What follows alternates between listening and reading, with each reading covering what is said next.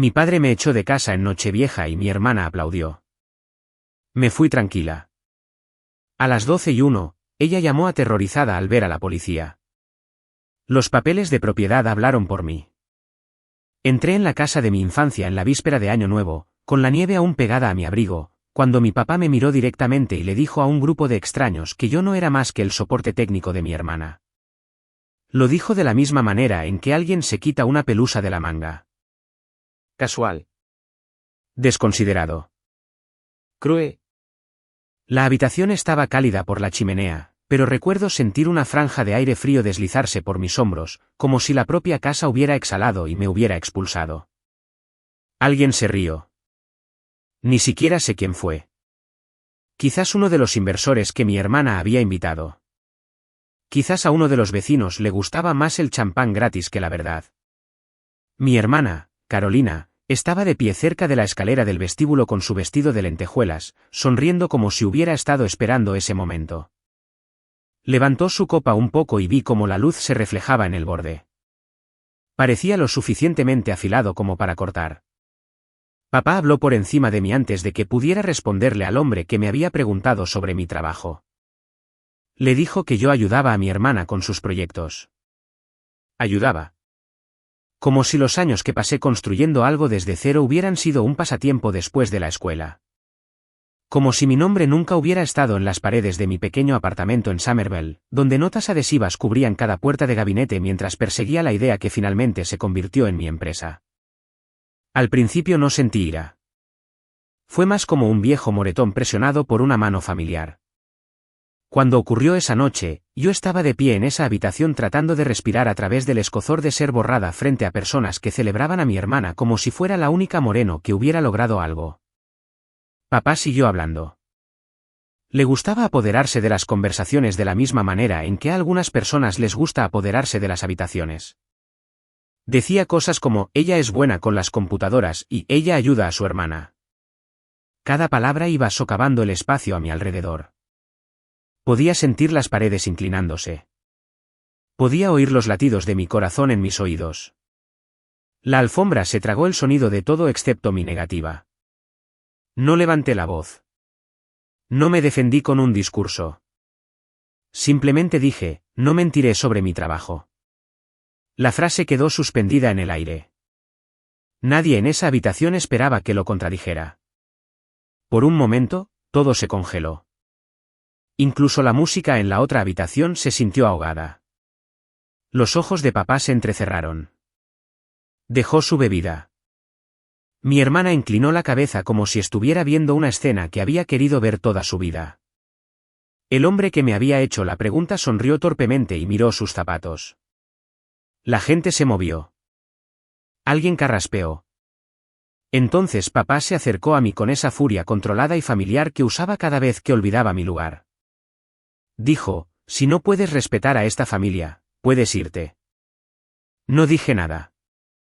En esa casa, el respeto siempre había significado silencio. Silencio y encogimiento. Pero no me encogí. La voz de papá resonó en la habitación más fuerte que la música. Fuera o llamo a la policía. Se acercó a la puerta y la abrió de golpe. El frío entró de repente. Mi hermana aplaudió una vez, secamente, como la señal final de una obra que ella había dirigido. Recuerdo agacharme para recoger mi abrigo. Recuerdo el peso de la tela, el olor a nieve en la lana, la extraña firmeza en mis piernas. Miré a mi papá y dije, adiós. Sin ira.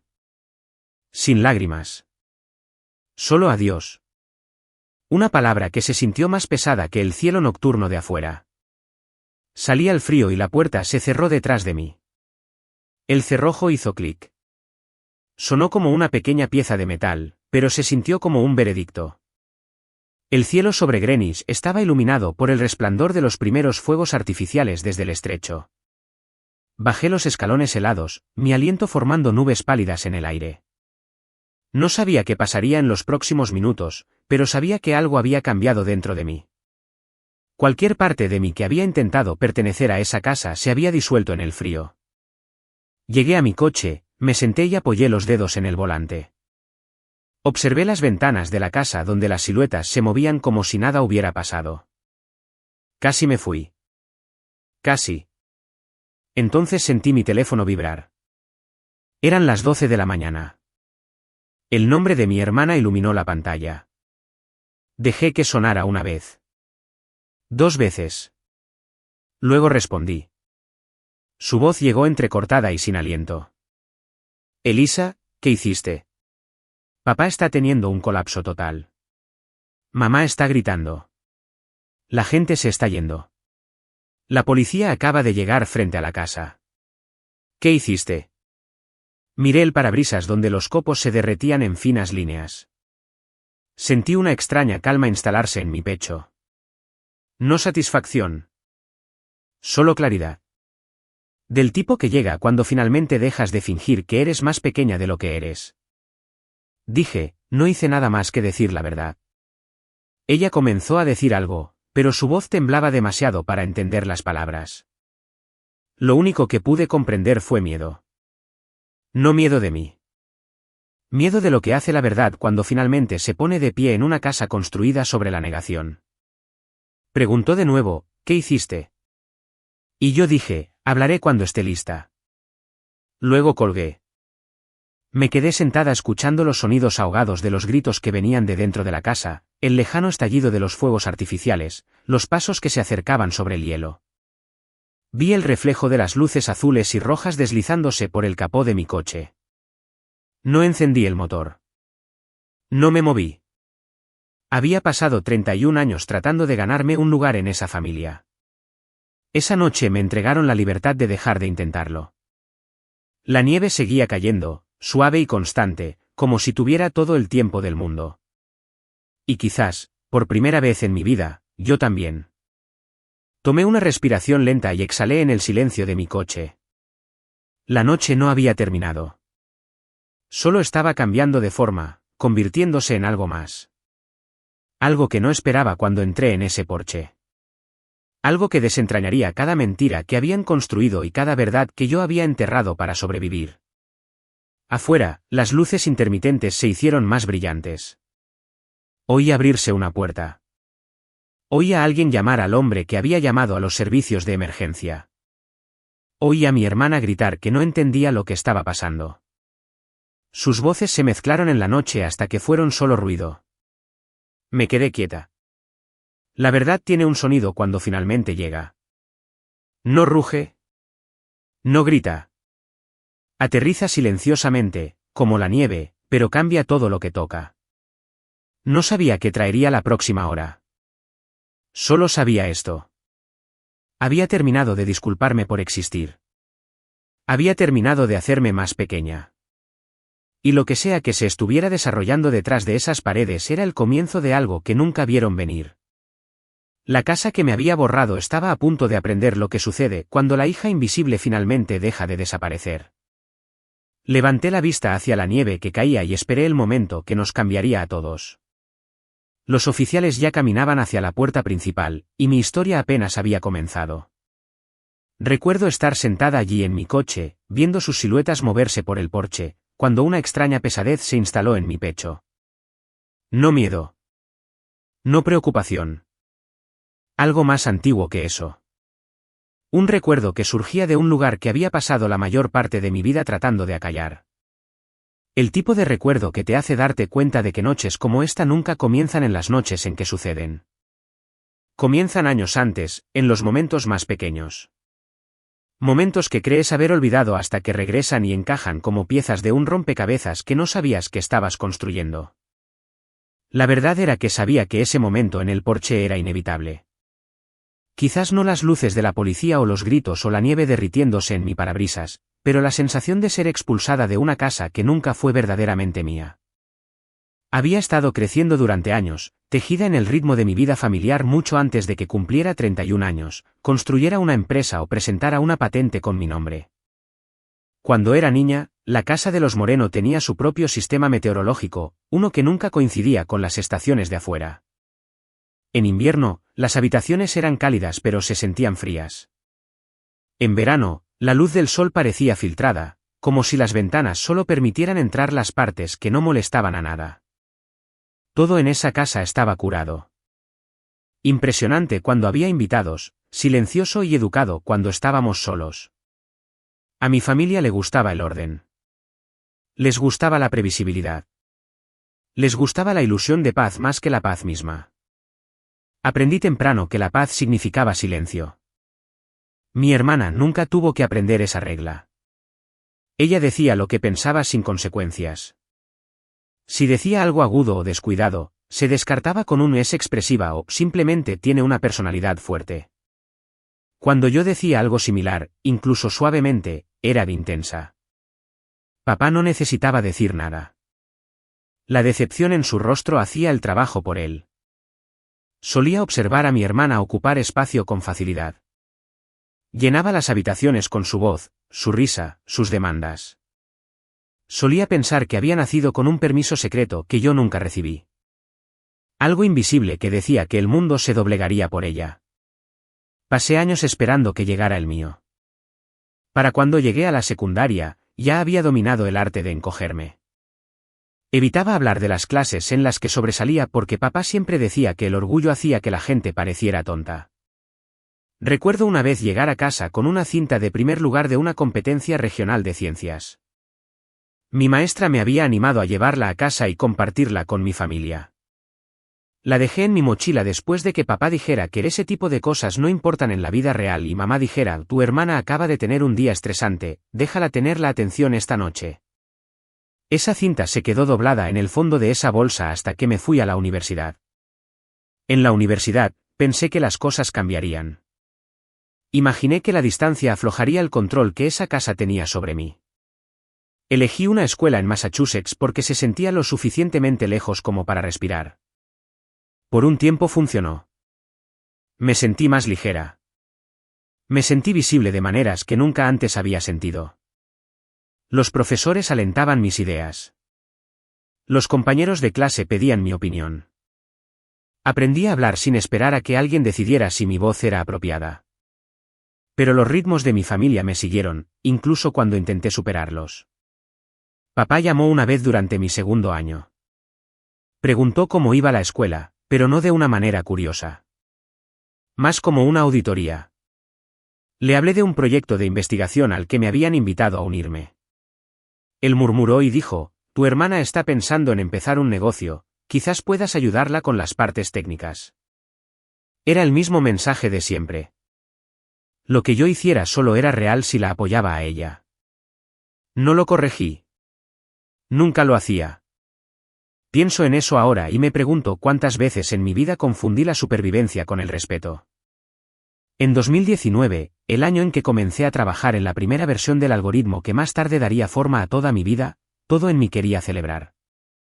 Acababa de descifrar una parte pequeña pero crítica del modelo de reconocimiento de patrones.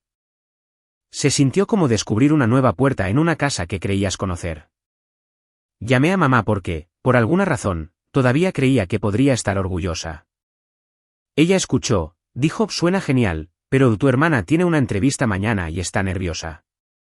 Intenta no abrumarla con cosas técnicas cuando vengas a casa. Recuerdo estar de pie en mi cocina en Somerville con el teléfono pegado a la oreja, mirando una pila de artículos de investigación en el mostrador.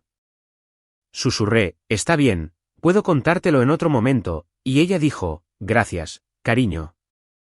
Tenía buenas intenciones. Siempre tenía buenas intenciones.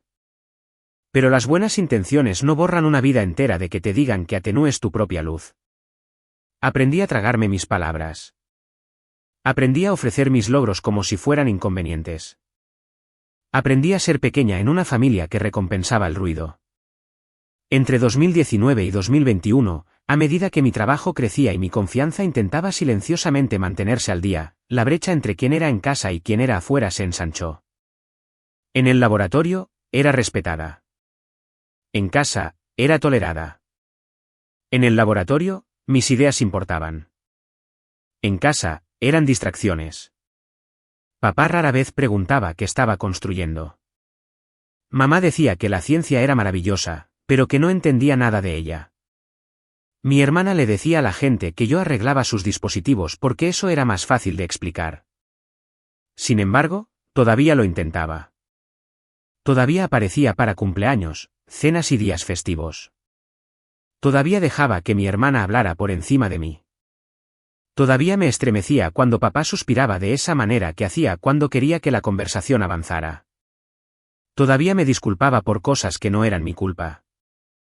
Todavía me ajustaba a la forma que ellos reconocían.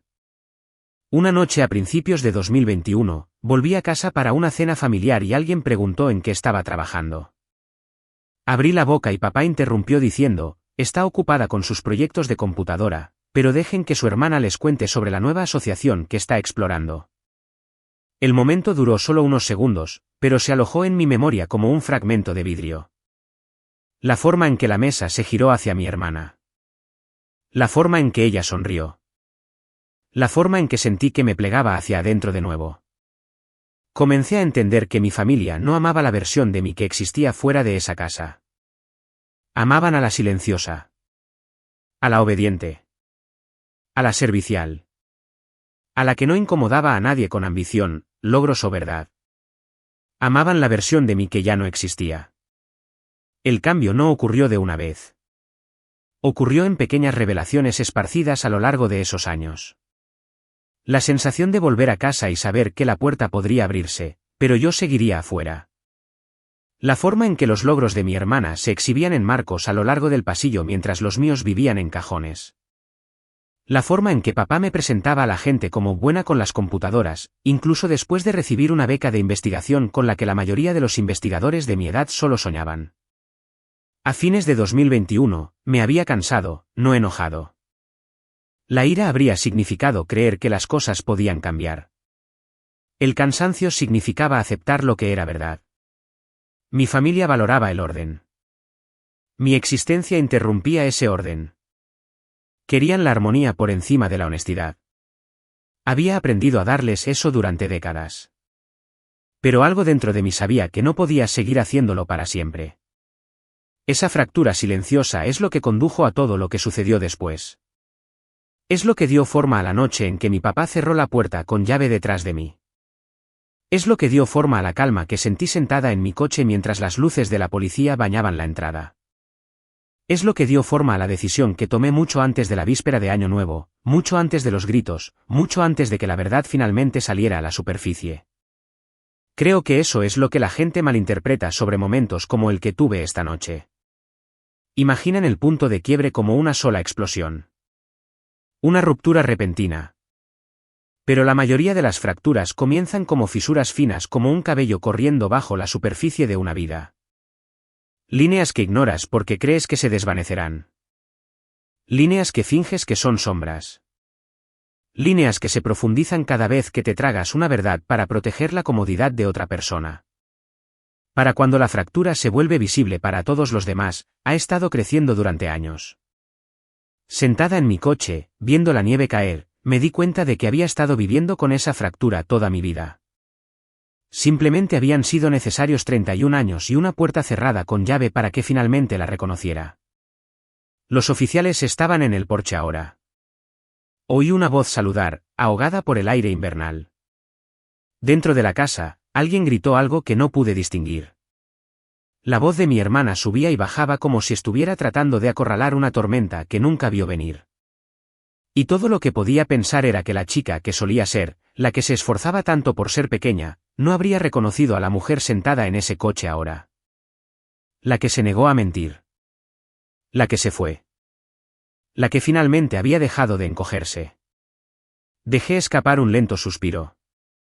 Los copos de nieve se deslizaban por el parabrisas y se derretían tan pronto como tocaban el cristal. Por primera vez en mi vida, no me pregunté qué quería mi familia de mí. Me pregunté qué quería para mí. La noche todavía se estaba desarrollando.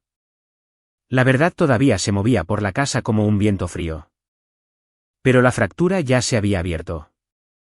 No había vuelta atrás a la versión de mí que ellos preferían.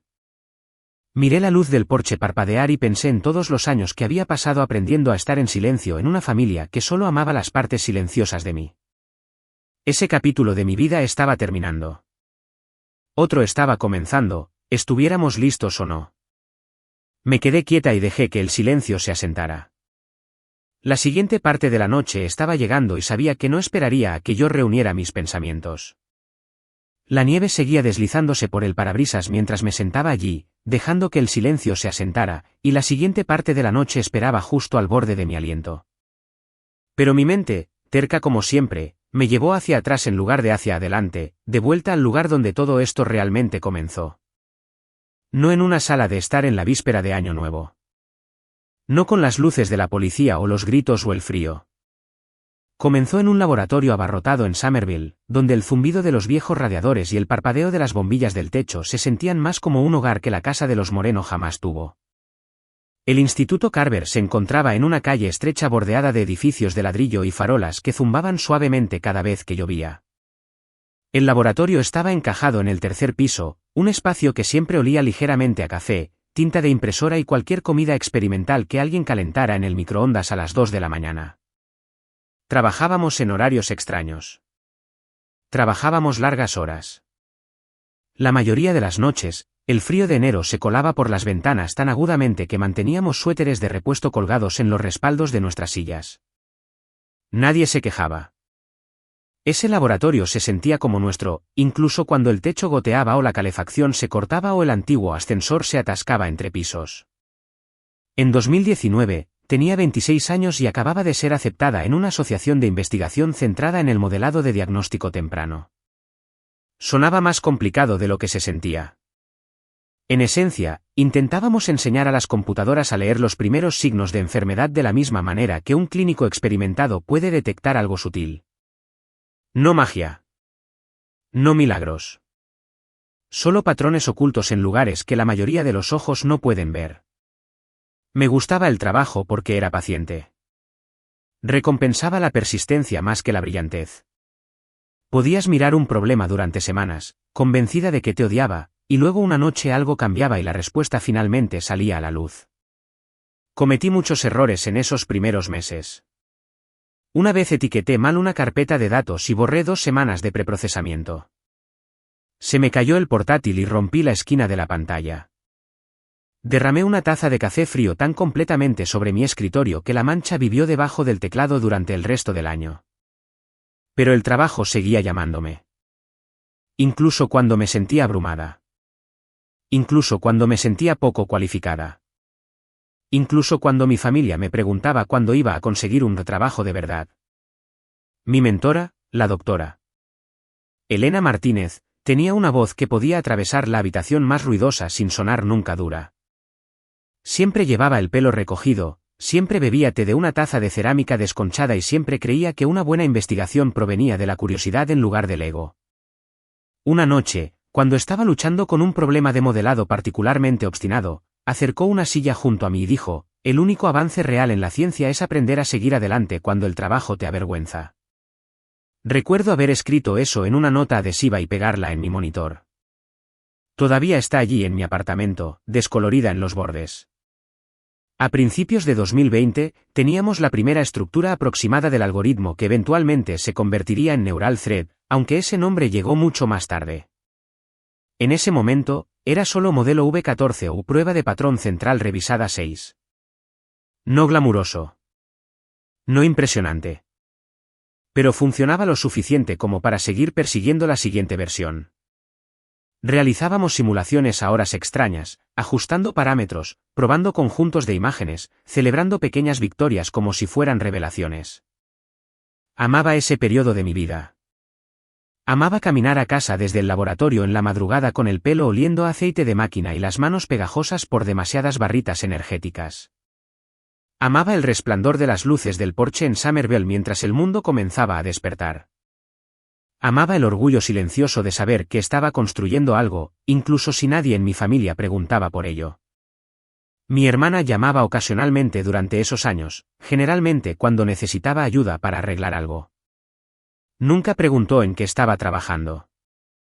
Nunca preguntó cómo estaba. Siempre sonaba ocupada, como si cada conversación fuera un favor que me estaba concediendo al contestar. Una vez intenté contarle sobre la precisión de detección temprana que habíamos logrado esa semana. Ella dijo: suena bien, pero ¿puedes ayudarme con una propuesta para un posible inversor? Luego habló durante los siguientes 15 minutos sobre sus planes de viaje. No creo que quisiera ser despectiva. Simplemente creció creyendo que su mundo importaba más. En la primavera de 2020, presenté la primera solicitud de patente provisional. La doctora Martínez y 2 colegas me animaron, creyendo que mi estructura específica para la segmentación de patrones era lo suficientemente única como para protegerla. Presentarla fue aterrador. Nunca había puesto mi nombre en algo oficial antes. Seguí revisando la marca de tiempo en el correo electrónico de confirmación como si pudiera desaparecer si parpadeaba demasiado fuerte. Guardé todo. Cada borrador. Cada nota. Cada correo electrónico. No porque esperara que alguien me desafiara algún día, sino porque estaba orgullosa. Eso era nuevo. El orgullo se sentía como una emoción extraña en mi boca, pero me aferré a él de todos modos. En casa, sin embargo, nada de eso importaba. Las pocas veces que visité durante esos años, papá todavía me presentaba como buena con las computadoras. Mamá todavía decía que deseaba que hubiera elegido algo más fácil de explicar. Mi hermana todavía llenaba el espacio con sus ambiciones y su encanto mientras yo me quedaba en silencio para que la noche se mantuviera en paz. Había aprendido que el costo de hablar era a menudo más alto que el valor de ser escuchada. A fines de 2020, surgió una pequeña oportunidad a través de un grupo de atención médica sin fines de lucro que quería explorar herramientas de detección temprana. La doctora Martínez me pidió que liderara la presentación. Estaba nerviosa. Estaba emocionada. Practiqué durante días. Cuando se lo mencioné a mi familia durante la cena de Acción de Gracias, mi hermana cambió de tema para hablar sobre un nuevo programa piloto de lujo que estaba persiguiendo. Papá asintió cortésmente y luego me preguntó si podía mirar su portátil porque había estado funcionando lentamente. Mamá dijo que esperaba que no me estresara demasiado con el trabajo porque el estrés lo dificultaba. Recuerdo conducir de regreso a Massachusetts esa noche con el sabor de la decepción espeso en mi garganta. Bajé la ventanilla en la autopista solo para sentir el aire frío en mi cara y recordarme que todavía era real. 2021 fue el año en que todo se aceleró. Neural Thread, como lo llamamos más tarde, comenzó a mostrar tasas de consistencia prometedoras. Aseguramos una extensión de investigación. Fui invitada a presentar en una conferencia regional. Mi hermana llamó esa misma semana para decir que estaba considerando una nueva línea de productos y necesitaba ayuda para escribir la descripción técnica. Me ofrecí a guiarla. Ella preguntó si podía simplemente hacerlo yo en su lugar. Dijo que solo me tomaría unos minutos. Me tomó 3 horas y nunca recibí un gracias. En abril de ese año, mi familia me pidió si podía asesorar sobre un concepto para una posible expansión de tecnología médica que estaban discutiendo para Industrias Moreno. Lo hicieron sonar casual, casi como un favor familiar. Dije que sí. No debería haberlo hecho. Pero los viejos hábitos mueren lentamente. Pensé que quizás esta vez se sentiría diferente. Quizás finalmente verían el trabajo que había hecho. Quizás compartirlo nos acercaría. No fue así.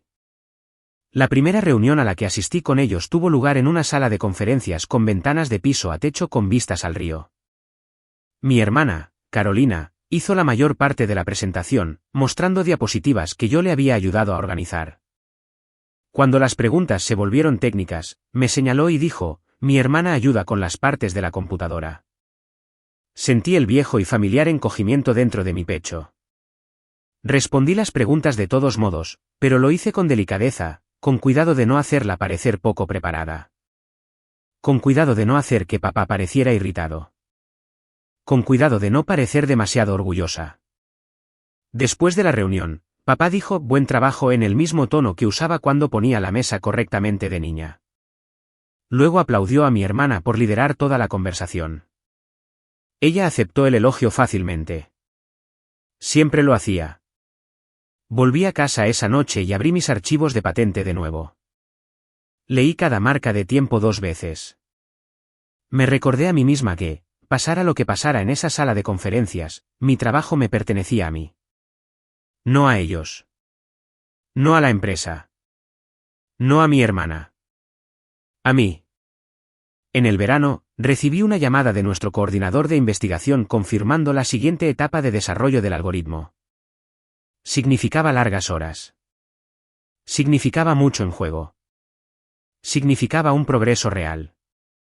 Estaba eufórica. Quería compartir la noticia.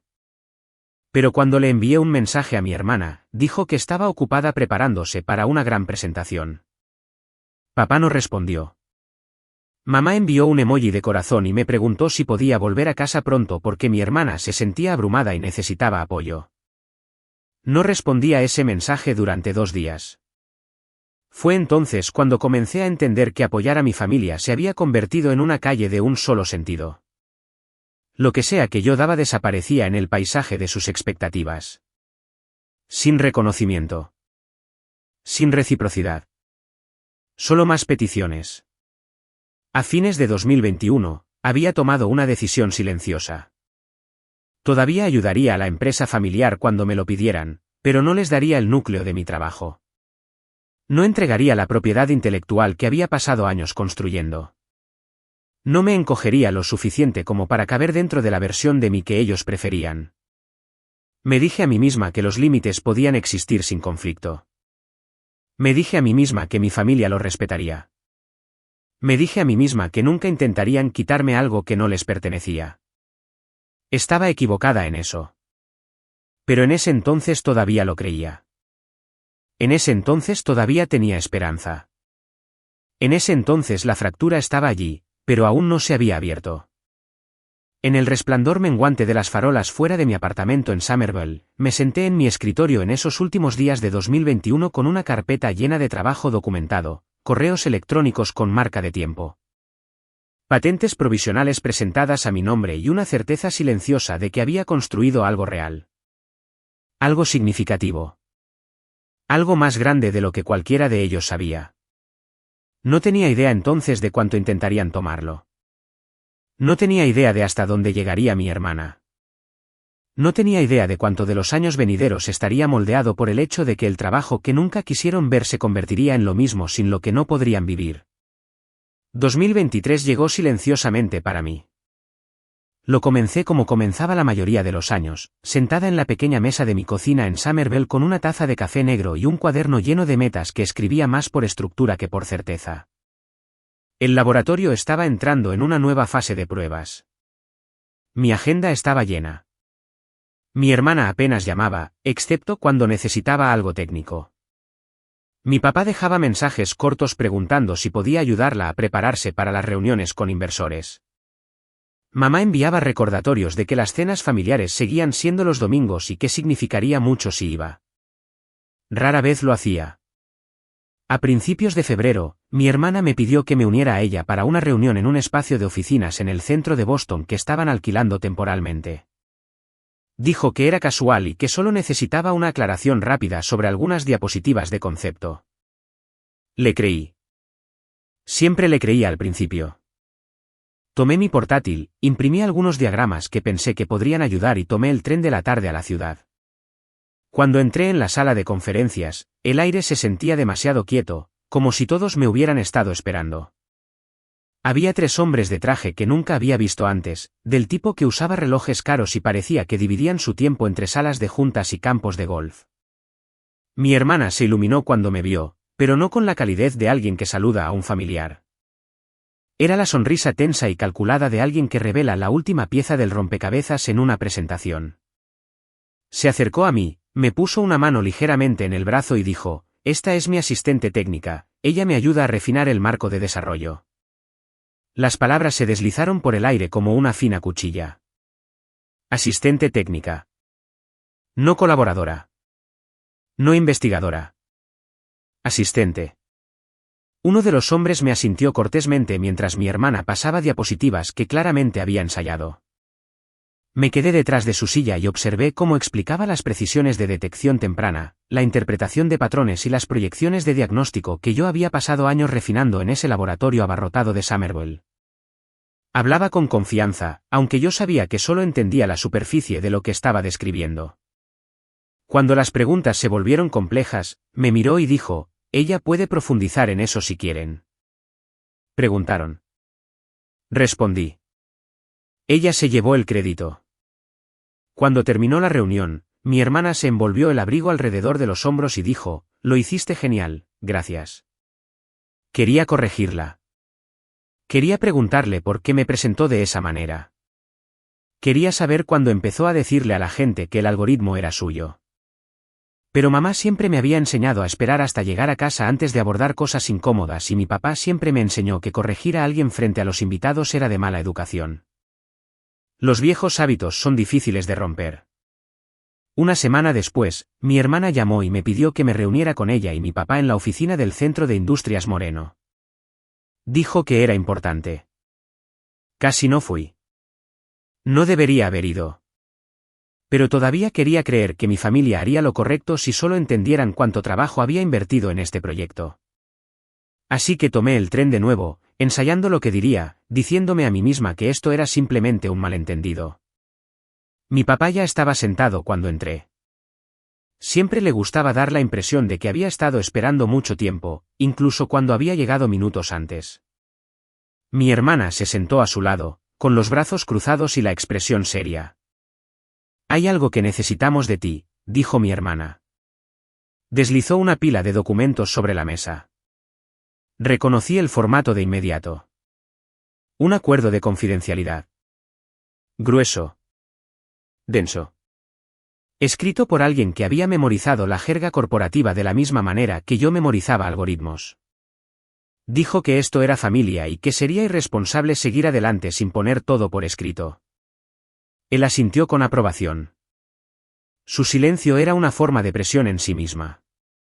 La habitación se sentía más pequeña con cada segundo que pasaba. Recogí el documento y leí por encima las primeras páginas. Era amplio. Demasiado amplio. Había cláusulas que implicaban la propiedad de cualquier idea superpuesta. Había líneas que restringían cómo podía hablar de mi propio trabajo. No se sentía protector. Se sentía posesivo. Levanté la vista y pregunté por qué era necesario. Mi hermana dio un pequeño suspiro como si estuviera cansada de explicar. Porque los inversores quieren garantías de que no vas a tomar el trabajo y huir. ¿Sabes cómo van las cosas en la tecnología? La gente se vuelve codiciosa. ¿Codiciosa? La palabra golpeó más fuerte de lo que esperaba. Nunca les había pedido nada. Había permanecido en silencio toda mi vida para que pudieran tener paz.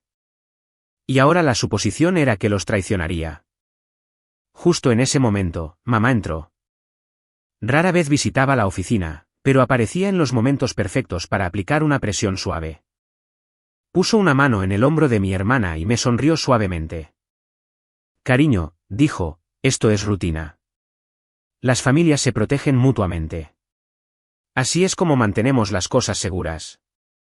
¿Seguras para quién?, me pregunté. Mamá se acercó más y bajó la voz. Tu hermana está soportando mucho. Significaría mucho si hicieras esto fácil. Ahí estaba. La petición debajo de la petición. Hazte pequeña de nuevo. No causes problemas. Sé la pacífica. Firma los papeles y deja que todos respiren. Sentí el viejo encogimiento dentro de mi pecho, ese colapso familiar. Podía oír la voz que gobernó mi infancia susurrar, solo fírmalo y mantén la paz. Es solo papeleo. Así que firmé. Firmé porque confiaba en las personas en esa habitación. Firmé porque no quería ser la fuente del conflicto. Firmé porque creía que nunca lo usarían en mi contra. Estaba equivocada. Un mes después, fui invitada a otra reunión. Esta vez era más grande, una mezcla de jefes de departamento internos y socios externos. Mi hermana se paró al frente de la sala con un control remoto en la mano. Llevaba un traje blanco que la hacía parecer la pieza central de toda la operación. Me senté en la última fila, en silencio como siempre. Comenzó la presentación describiendo un avance en el modelado de detección temprana. Mi avance. Mostró diagramas que reconocí de inmediato, diseños que yo había creado, rutas codificadas por colores que pasé largas noches afinando. Hizo la presentación sin problemas. Con confianza. Les dijo que el modelo había sido conceptualizado internamente por Industrias Moreno bajo su liderazgo. Ni una sola palabra sobre el laboratorio. Ni una sola palabra sobre mi equipo. Ni una sola palabra sobre mí. Sentí que se me cortaba la respiración. Esperé a que mencionara mi participación. No lo hizo. Esperé a que reconociera mis contribuciones. No lo hizo. Solo se detuvo una vez, para ajustar una diapositiva, la misma diapositiva que contenía la estructura espejada que había descubierto en el invierno de 2019. Verla bajo su nombre se sintió como ser borrada en cámara lenta. Los aplausos al final de su presentación sonaron distantes. La gente la felicitó. Alguien dijo, esto podría cambiarlo todo. Mi papá la abrazó y le dijo que estaba orgulloso. Mamá se secó una lágrima y dijo que siempre supo que su hija estaba destinada a algo extraordinario. Nadie me miró. Después de esa reunión, salí del edificio y me senté en un banco cerca de la calle. Los coches pasaban. La gente hablaba. La ciudad se movía a mi alrededor como si nada hubiera pasado. Pero algo había pasado. Algo silencioso y devastador. Ese fue el momento en que ayudar a mi familia dejó de sentirse como un deber y comenzó a sentirse como un borrado. Para cuando llegó el autobús, ya me había hecho una promesa silenciosa. Documentaría todo. Guardaría cada archivo. Imprimiría cada correo electrónico. Marcaría con fecha y hora cada decisión. Mantendría un registro detallado de cada instancia en la que mi trabajo apareciera bajo el nombre de otra persona. No para usarlo en su contra. No porque quisiera venganza. Sino porque ahora sabía, con una claridad que me heló, que mi familia no me veía como una colaboradora. Me veían como un accesorio. En las semanas siguientes, vi a mi hermana presentar mis ideas a más grupos. Vi a mi papá radiar de orgullo. Vi a mamá animarla. Vi a los responsables de la toma de decisiones asentir con aprobación mientras ella hablaba. Y yo me senté allí, encogiéndome en una habitación que se hacía más pequeña cada vez que ella se atribuía más crédito del que merecía. Una tarde a principios de verano, abrí mi portátil y creé una carpeta titulada Pruebas. Dentro guardé mis diagramas originales, borradores, fragmentos de código con marca de tiempo, correos electrónicos de la doctora Martínez, confirmaciones de patentes provisionales y notas detalladas de cada reunión. Fue el primer límite que había establecido. Silencioso. Invisible. Pero mío. Esa carpeta se convirtió en mi ancla. Cada vez que mi hermana me presentaba como su asistente, cada vez que mi papá ignoraba mi voz, cada vez que mi mamá suavizaba la tensión poniendo una mano en mi brazo y susurrando déjalo pasar, cariño, añadía otro archivo a la carpeta. Y la fractura que había vivido bajo la superficie durante años continuó extendiéndose, lenta y constante, esperando el día en que finalmente saldría a la superficie. Aún no sabía que la superficie sería el porche delantero de la casa de mi infancia, bajo las luces de Año Nuevo, con policías acercándose a mi papá y mi hermana llamándome, desesperada por una respuesta que ya temía. Pero el camino hacia esa noche comenzó aquí, en estos silenciosos actos de borrado. La carpeta de pruebas siguió creciendo, y para cuando llegó el otoño, la llevaba conmigo como una segunda columna vertebral. Delgada pero inquebrantable. Acción de Gracias se acercaba sigilosamente, de la manera en que siempre lo hacen las festividades cuando las temes, lento al principio, y luego de repente justo en tu puerta, estés lista o no. Me dije a mí misma que no iría ese año. Me dije a mí misma que no le debía mi presencia a personas que fingían no verme. Pero los viejos hábitos, especialmente los del tipo moreno, tenían una forma de atraerme de vuelta. Acción de Gracias en nuestra familia siempre fue un evento orquestado. A mi papá le gustaba la mesa puesta con la misma vajilla que usaba la abuela. Mamá se preocupaba por los centros de mesa. Mi hermana flotaba de habitación en habitación saludando a los invitados como si fuera dueña del aire que respiraban. La casa olía a pavo asado y glaseado de cítricos. Las risas resonaban desde las esquinas donde la gente se paraba sosteniendo copas de cristal. Todo parecía sacado de una revista. Perfecto, brillante, curado.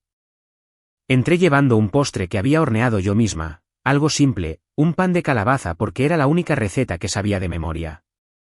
Mi hermana lo miró y dijo lindo antes de volver a su conversación. Mamá me besó en la mejilla, pero sus ojos recorrían la habitación como asegurándose de que no hubiera traído tensión conmigo.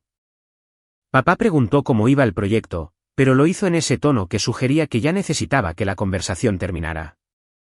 Dije que estaba progresando. Él asintió una vez y luego se alejó antes de que pudiera decir más. La gente llegaba en oleadas. Mi hermana se posicionó cerca de la chimenea, donde la iluminación era favorecedora y el fotógrafo que mamá contrataba cada año podía capturarla desde el ángulo correcto. Cuando llegó el momento de las presentaciones, papá se paró a su lado y dijo, esta es nuestro orgullo y alegría, liderando nuestro próximo capítulo en Industrias Moreno. Es extraordinaria. La sala aplaudió cortésmente. Ella se sonrojó modestamente, aunque sabía que este momento llegaría. Cuando fue mi turno, mamá me puso una mano suave en la espalda y me empujó hacia adelante diciendo, esta es Elisa, todavía está descubriendo su camino. Lo dijo amablemente, como si la suavidad hiciera que las palabras fueran menos degradantes. Todavía descubriendo su camino. Tenía 31 años. Tenía una patente. Tenía un modelo funcional siendo evaluado por comités de investigación. Pero en esa habitación, nada de eso existía. Mi hermana agregó, es brillante con las computadoras. Me ayuda a veces. Los invitados me sonrieron con el tipo de indiferencia agradable que la gente le da a alguien que asumen que no es importante para la historia principal. Me sentí encogerme de nuevo, como siempre lo hacía en esa casa. No porque alguien me obligara. Simplemente porque ese era el papel que me habían asignado mucho antes de que entendiera que podía negarme. Las conversaciones de la cena giraban a mi alrededor. Se discutían tratos. Se planeaban vacaciones. Se elogiaban logros. Cuando la gente le preguntaba a mi hermana sobre su año, ella sonreía y les contaba cosas que había hecho, cosas que no había hecho y cosas que yo había hecho pero que ella se había atribuido. Cuando le preguntaban cómo aprendió tanto sobre el algoritmo que había presentado a los inversores, decía, simplemente aprendo las cosas de forma natural. Es como un don. Nadie me preguntó nada. Ni siquiera mamá. Cada vez que intentaba entrar en una conversación, alguien hablaba más alto por encima de mí o cambiaba el tema de una manera que me dejaba de lado. Me sentí invisible en una habitación llena de personas que decían conocerme. Hacia el final de la cena, cuando se estaban retirando los platos de postre, mamá se inclinó hacia mí y susurró, cariño, intenta no ser tan intensa esta noche. Incomodas a la gente cuando te enfocas demasiado en tu trabajo. Solo relájate. Deja que las cosas fluyan. Miré las velas parpadeantes en la mesa. La cera derretida que goteaba por los lados parecía más estable de lo que yo me sentía. Me disculpé y salí por la puerta trasera al frío. El patio estaba en silencio, excepto por el susurro de las hojas en el viento. Me quedé allí, con mi aliento elevándose en pequeñas nubes blancas, y sentí el dolor familiar que venía con ser borrada a plena vista. Adentro, las risas se derramaban desde la sala de estar. La voz de mi hermana flotaba por encima del resto. El suave murmullo de aprobación de mamá envolvía sus palabras. Mi papá chocó copas con alguien. La calidez que compartían nunca parecía alcanzarme. Caminé hacia mi coche y me senté con las manos aferradas al volante. Algo dentro de mí finalmente se rompió, no ruidosamente, no dramáticamente, sino limpiamente. Una pequeña y silenciosa ruptura que me dijo que no podía seguir viviendo a la sombra de una familia que necesitaba que yo fuera menor para que ellos pudieran brillar más. Me fui antes de que se sirviera el postre. 2 días después de repasar cada momento de esa noche en mi mente, llamé a un número que un colega del laboratorio me había dado meses antes. Un abogado llamado Daniel Vargas, alguien que se especializaba en derechos de propiedad intelectual. Dudé antes de marcar. Nunca en mi vida había hablado con un abogado sobre nada. Hacerlo se sentía como una traición, aunque yo era la traicionada. Daniel me recibió en su oficina en Cambridge. Era un espacio modesto con estanterías hasta el techo y una ventana que daba a un callejón estrecho. Me saludó con una sonrisa tranquila y me preguntó qué me traía por allí. Le conté todo. No de una manera ordenada y ensayada. Las palabras salieron enredadas, emocionales, pesadas. Le conté sobre las reuniones, las presentaciones, el acuerdo de confidencialidad que mi familia me presionó a firmar, la forma en que mi hermana entraba a las habitaciones sosteniendo mi trabajo como si fuera suyo. Escuchó atentamente. No interrumpió. Tomó notas. Cuando terminé, me sentí agotada, como si hubiera derramado años de silencio en una hora.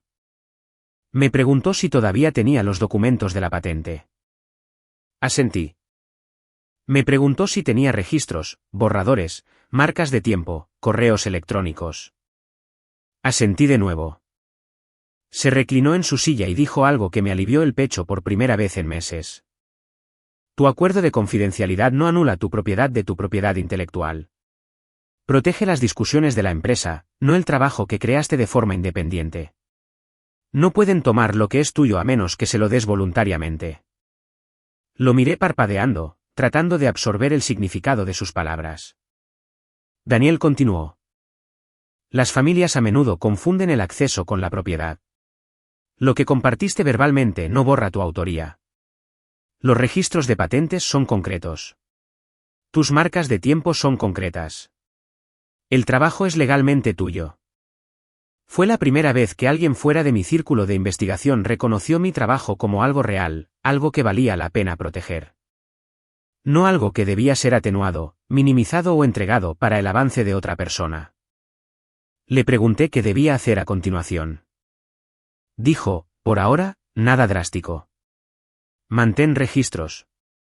Mantén todo organizado. No firmes nada más bajo presión. Y lo más importante, entiende tu ventaja. Tu trabajo tiene valor, ya sea que tu familia lo reconozca o no. Sus palabras se quedaron conmigo mucho después de que salí de su oficina. El sol comenzaba a ponerse, proyectando largas sombras sobre la acera.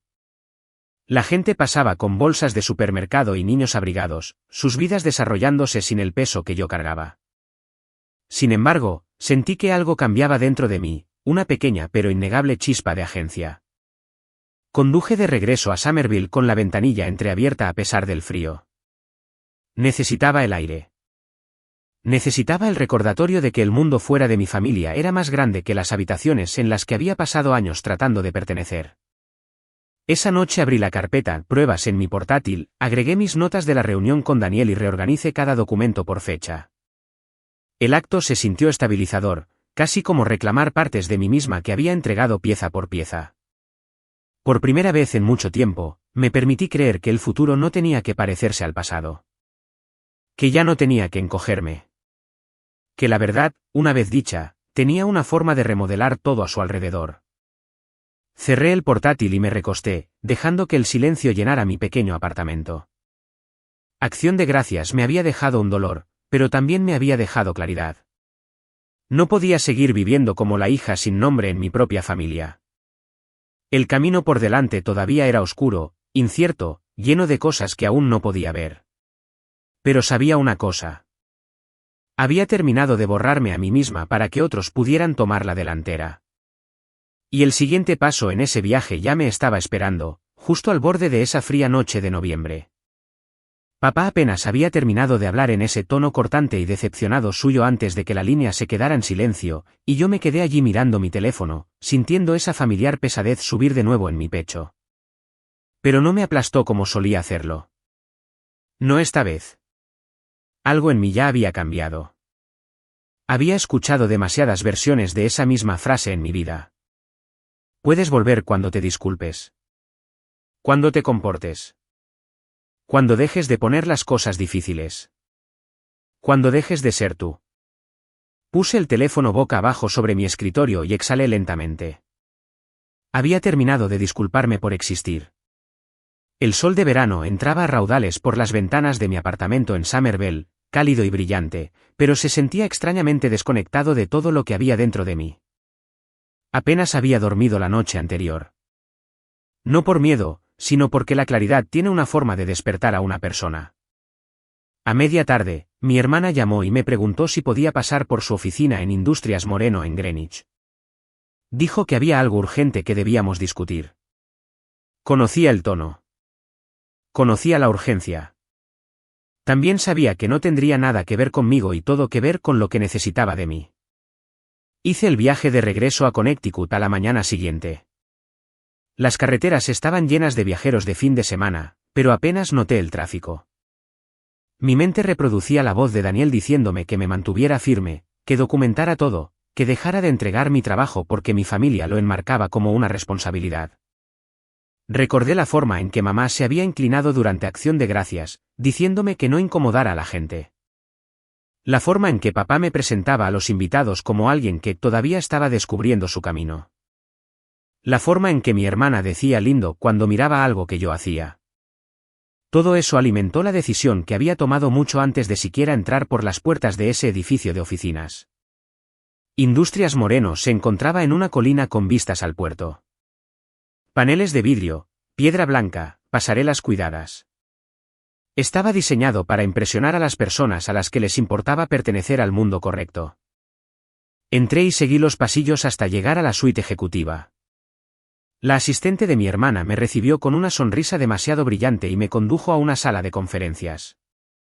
Mi hermana ya estaba sentada a la cabeza de la mesa, hojeando una carpeta llena de gráficos. Levantó la vista y me dedicó una sonrisa tensa. ¿Viniste?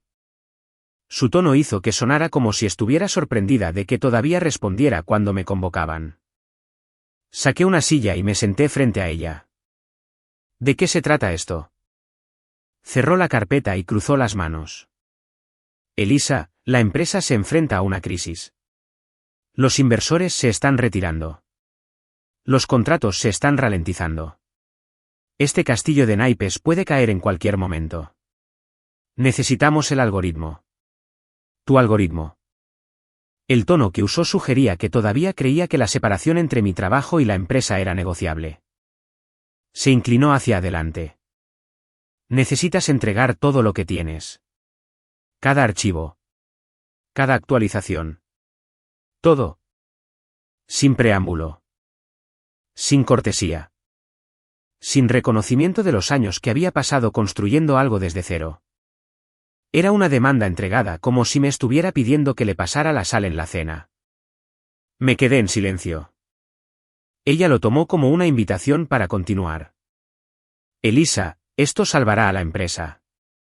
Piensa en lo que está en juego. Empleados. Socios. Nuestra reputación. Si te importa la familia en absoluto, entonces debes hacer esto. Mi pecho se apretó. La cuerda de la culpa que le gustaba sostener sobre mí siempre había sido tirada con precisión. Ya no me sentía obligada a agarrar el otro extremo. Dije, ya he compartido más de lo que debería. El algoritmo me pertenece. La patente está a mi nombre. Las mejoras son mías. Tengo documentación de cada revisión. Ella parpadeó, confundida. No estoy pidiendo la propiedad. Estoy pidiendo acceso. Pero esa no era la verdad y ambas lo sabíamos. Ella quería el control, no el acceso. Quería el algoritmo en sus manos para poder presentarlo de nuevo como algo que ella había guiado a la existencia. Antes de que pudiera decir más, la puerta de la conferencia se abrió y mamá entró.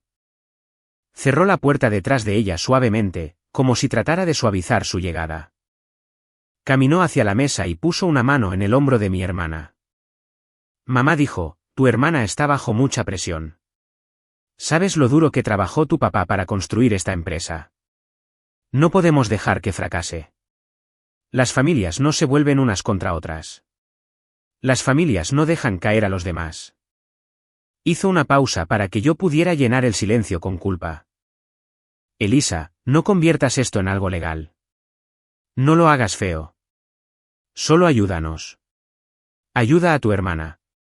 Ayuda a tu padre. Las familias no se llevan a los tribunales. Dijo esas palabras con una suavidad que cortaba más profundo que cualquier grito.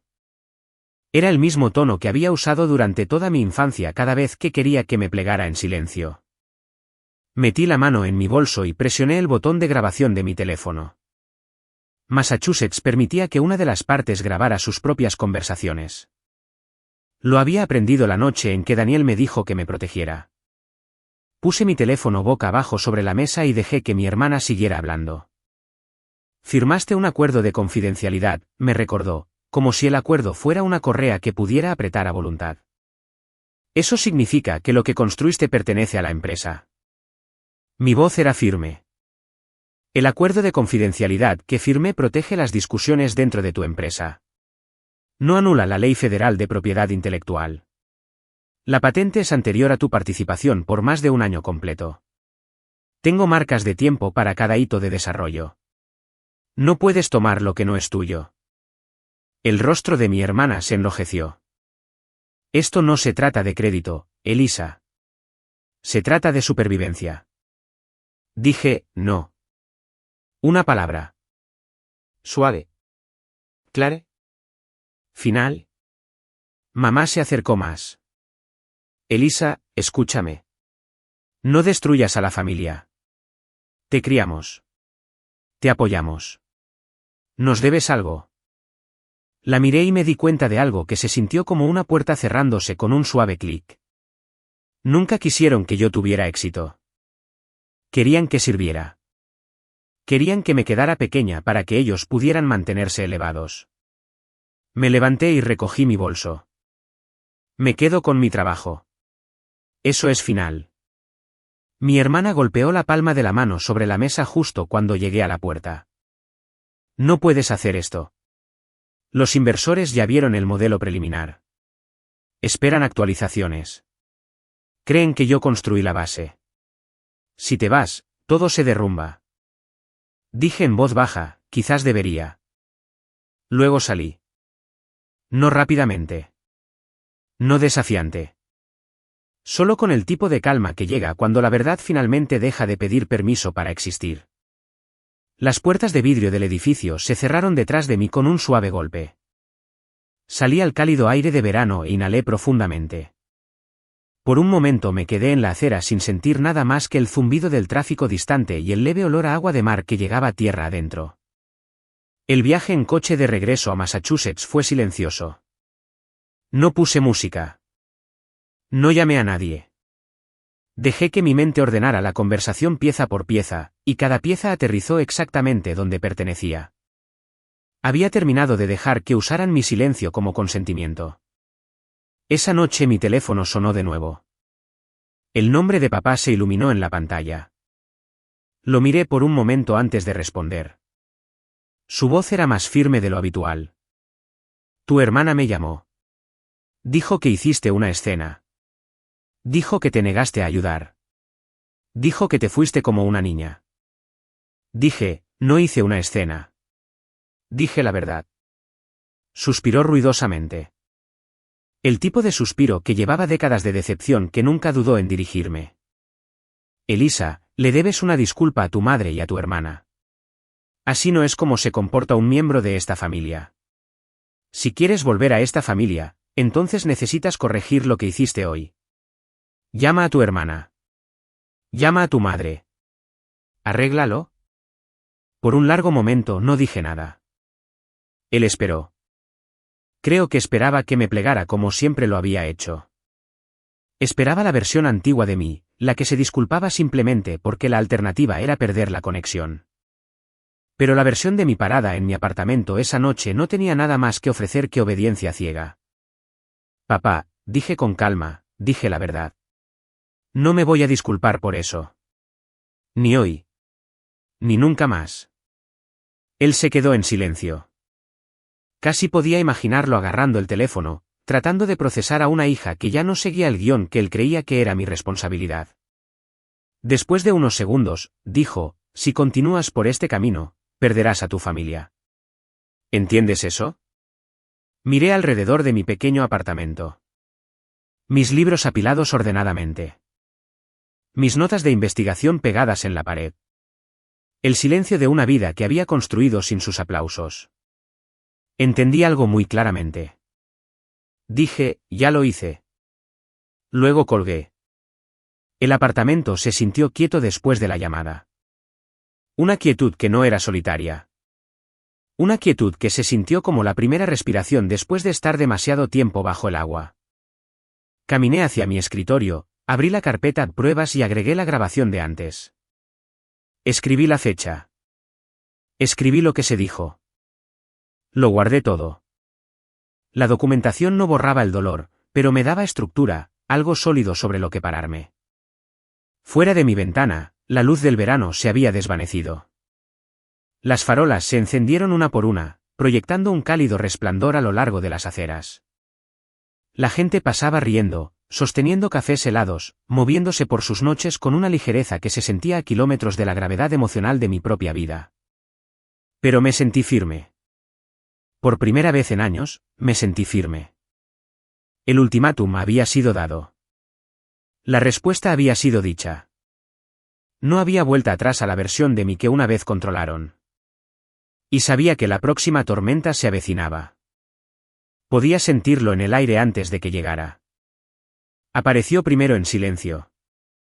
No del tipo pacífico, sino del tipo que tiene peso, del tipo que se asienta sobre tu vida como una fina capa de escarcha.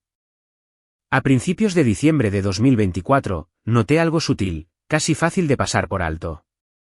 No me incluyeron en el chat grupal sobre la cena anual de Nochebuena de los Moreno.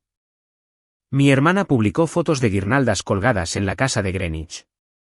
Mamá compartió una foto del comedor, con largas velas blancas a lo largo del centro de la mesa. Mi papá publicó un breve vídeo del encendido del árbol. Ninguno de ellos se comunicó conmigo directamente. Ninguna invitación. Ninguna mención de que se me esperaba. Ningún recordatorio del código de vestimenta en el que mamá insistía cada año. Era como si me hubieran borrado, no ruidosamente, sino por omisión. Y de alguna manera, eso dolió más que si hubieran dicho directamente que no me querían allí. El 15 de diciembre recibí una tarjeta navideña de una prima lejana. Dentro decía, espero verte en la casa en Nochebuena.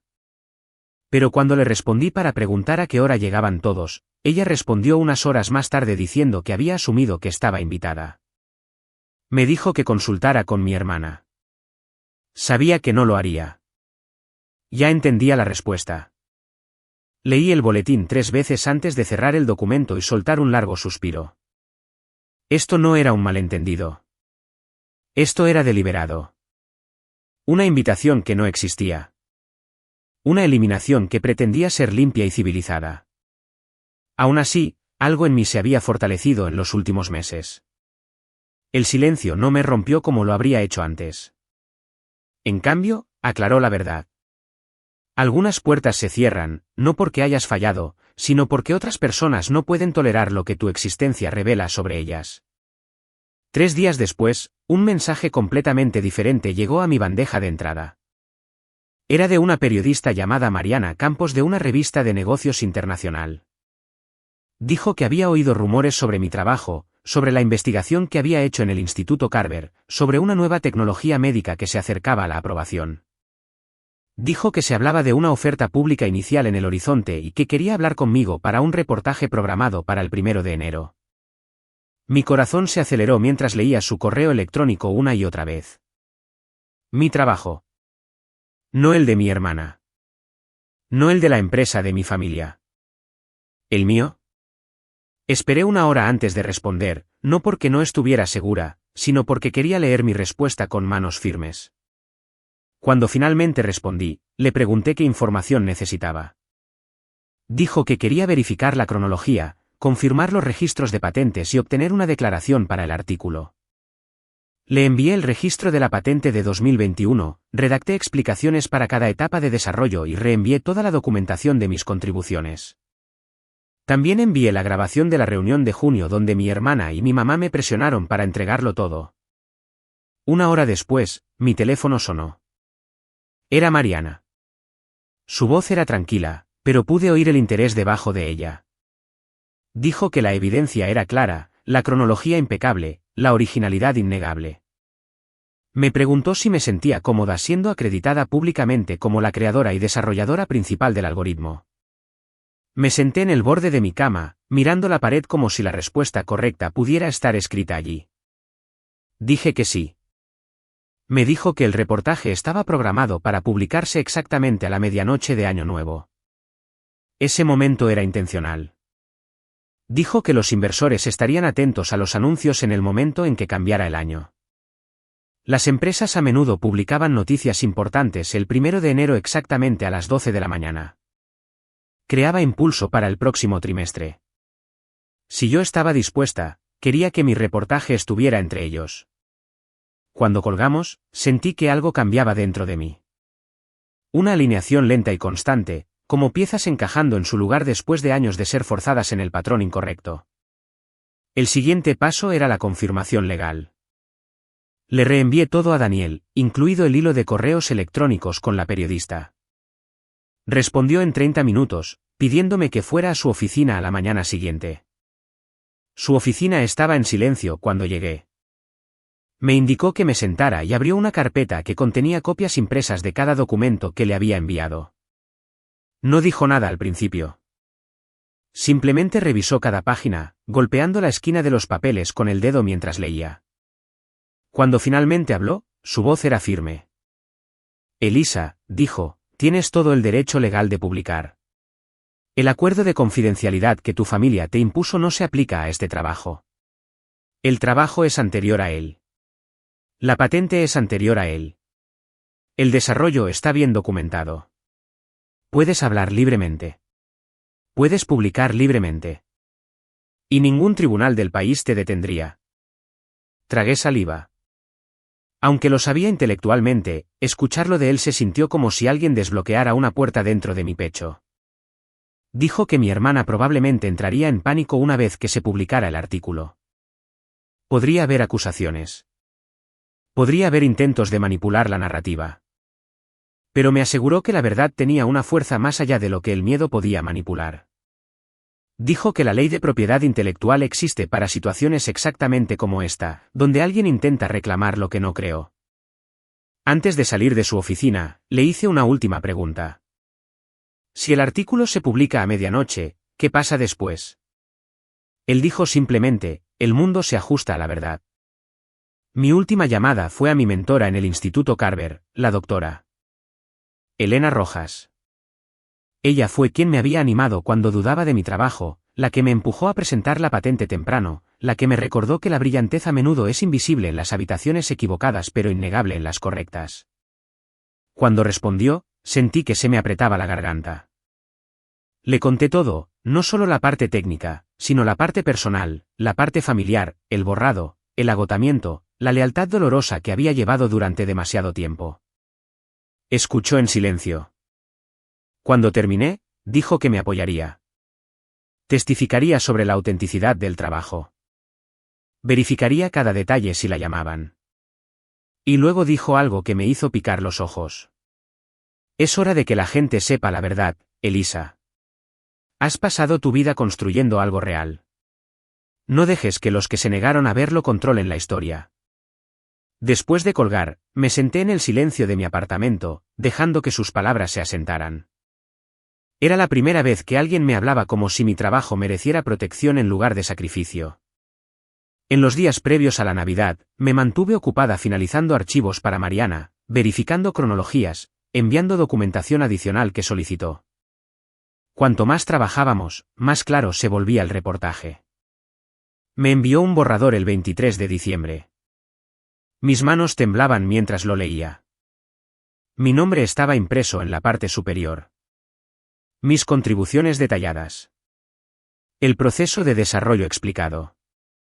La cronología dispuesta con precisión. Y embebida en todo estaba la verdad de lo que había sucedido. Lo que yo había creado. Lo que me habían quitado. Lo que me negué a entregar. La Nochebuena llegó sin una palabra de mi familia. Ni siquiera un mensaje de texto masivo. Mi hermana publicó una foto de ella con un vestido rojo junto a la escalera decorada. Mi papá publicó una foto de la torre de champán. Mamá publicó un vídeo de los invitados llegando. Vi cada uno sin sentir que me estaba perdiendo algo. Hay una diferencia entre ser excluida y ser liberada. Para el 29 de diciembre, Mariana envió la versión final del artículo. Dijo que todo estaba listo. Todo lo que necesitaba era mi confirmación final para programar la publicación exactamente a las 12 de la mañana del primer día del nuevo año. Pensé largo y tendido en el momento. En lo que sucedería cuando el reloj diera la medianoche. En lo que significaba hablar públicamente después de pasar toda una vida diciéndome que estuviera en silencio. Pensé en mi hermana presentando mi trabajo sin pestañear. Pensé en papá exigiéndome que me disculpara si quería volver a ser miembro de la familia. Pensé en mamá mirando sus manos en lugar de defenderme. Y luego hice clic en sí. La noche del 31 de diciembre me senté sola en mi apartamento, con las luces bajas, la ciudad afuera brillando con anticipación. La medianoche se acercaba lentamente, como una marea reuniendo su impulso. Mi corazón latía firmemente, no rápido, no asustado, solo firme. Por primera vez sentí que el mundo se estaba alineando con algo que siempre había sabido en el fondo. Había terminado de esconderme. Había terminado de ser borrada. Observé el reloj avanzar hacia el último minuto. Sentí el peso de todo lo que había detrás de mí y la forma de todo lo que estaba por venir. El aire se sentía diferente, denso de posibilidades. Y mientras los segundos se deslizaban hacia el momento en que el año cambiaría, inhalé y me permití un pensamiento silencioso. La verdad está llegando. Me susurré eso a mí misma mientras los últimos segundos del año pasaban en mi silencioso apartamento de Somerville. Fuera de la ventana, el cielo brillaba con fuegos artificiales dispersos que crepitaban en la distancia, sus colores estallando contra el oscuro aire invernal. Dentro de la habitación, el único sonido era el débil zumbido de mi radiador y mi propia respiración constante. La medianoche llegó no con fanfarria, sino con una especie de dignidad solemne que me apretó el pecho. Mi teléfono vibró exactamente a las 12 de la mañana. Era una alerta del sistema de publicación de la revista confirmando que el reportaje estaba en línea. Miré la pantalla por un largo momento. Mi nombre. Mi trabajo. Mi historia. Todo ello en el mundo, ya no atrapado dentro de una casa que se negaba a reconocerme. Sentí una extraña mezcla de alivio y dolor, como si algo hubiera sido liberado y algo más se hubiera perdido para siempre. Dejé mi teléfono en el mostrador de la cocina y me serví un vaso de agua, mis manos temblando lo suficiente como para tener que estabilizar el borde contra el fregadero.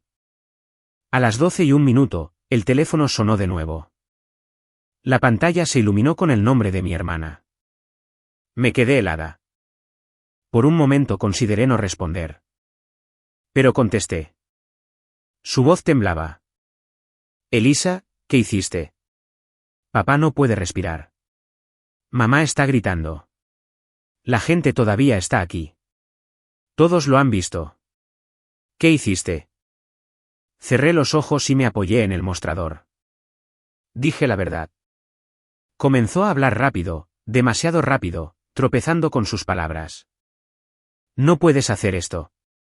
No puedes publicar cosas privadas. Los inversores están llamando. La gente pregunta por qué la empresa dijo que era nuestro trabajo.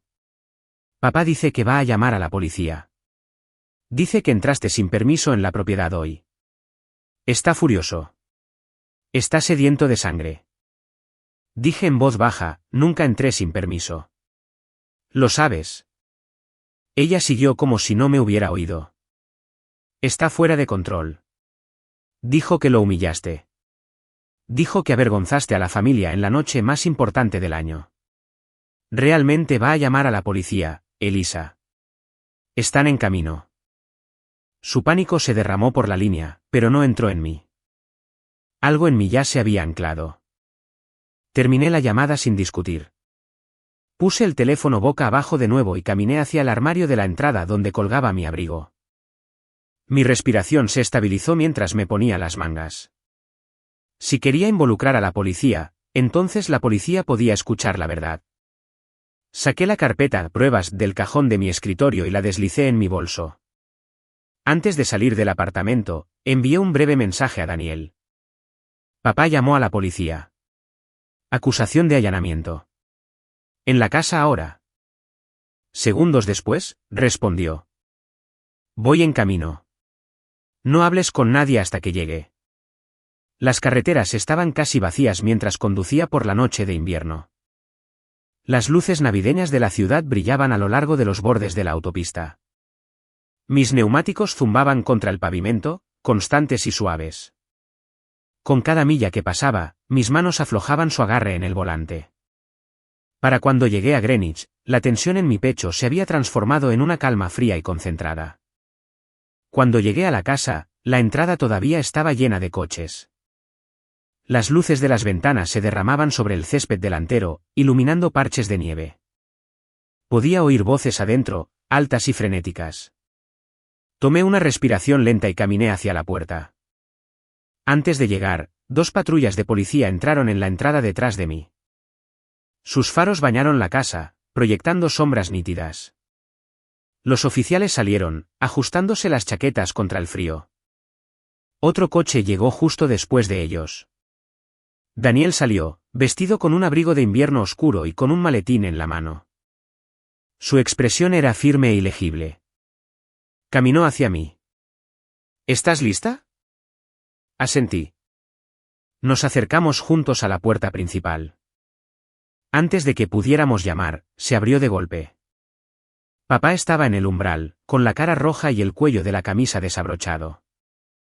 Detrás de él, pude ver a los invitados apiñados en el vestíbulo, algunos todavía con copas de champán, otros susurrando apresuradamente. Parecía caótico, casi teatral, como una escena de una obra donde los actores habían perdido el control del guión. Me señaló con el dedo. Oficiales, es ella. Entró sin permiso en mi propiedad hoy.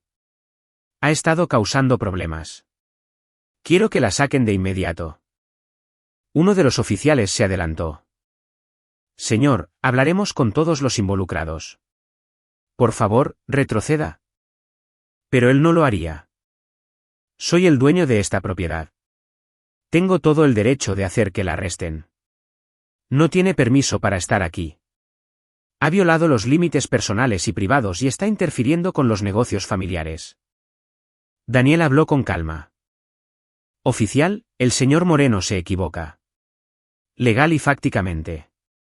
Mi cliente no cometió ninguna violación. Pero lo que es más importante, el señor Moreno no tiene derechos de propiedad sobre esta propiedad. No tiene legitimidad para presentar una denuncia por allanamiento.